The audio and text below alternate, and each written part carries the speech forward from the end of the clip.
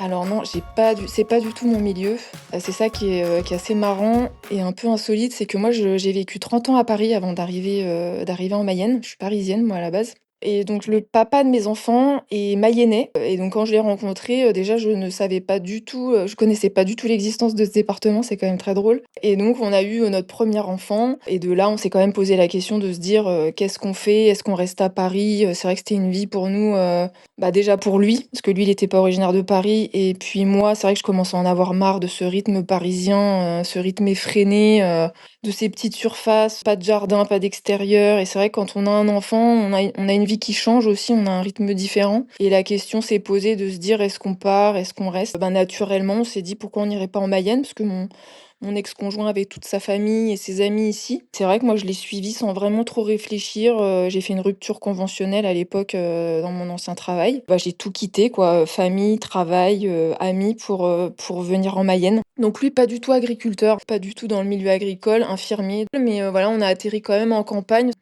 et moi, je me suis dit: «Waouh, c'est un peu violent quand même le changement». On était vraiment en plein milieu des champs, on avait trouvé une location et je lui avais dit: «Là, c'est quand même un peu violent, si on pouvait se rapprocher quand même un peu de la ville», donc on est parti vivre à Mayenne. Puis voilà, ça s'est fait comme ça, c'est comme ça que je suis arrivée en Mayenne et je suis tombée un peu, amoureuse de ce département, de cette ville parce que qualité de vie, parce que, les gens hyper accueillants, je suis tombée amoureuse de cette vie, de ce nouveau rythme quoi qu'on avait trouvé.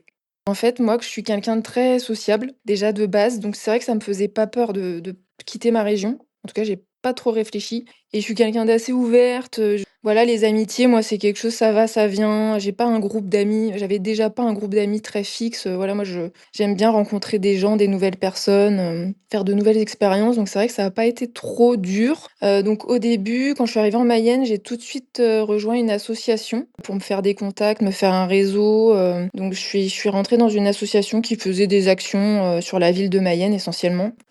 De là, j'ai commencé à rencontrer des gens, à me faire des contacts, des nouveaux amis. Je dansais pas mal, donc j'ai fait pas mal de soirées, sur Laval. Donc c'est comme ça que j'ai commencé à me faire mon réseau et puis j'avais mon fils qui était petit, donc c'est vrai que ça m'occupait pas mal. J'ai monté mon auto-entreprise aussi, où j'ai fait un site e-commerce où je vendais des vêtements d'occasion pour enfants. Donc voilà, ça a commencé comme ça, puis, bah, mon conjoint avait quand même des amis ici, donc c'est vrai que c'était plus facile aussi, et puis ses parents et cetera. Donc je me suis pas retrouvée toute seule finalement, même si je m'étais éloignée de ma famille. Lui avait quand même de son côté des connaissances, donc ça a facilité un peu les choses.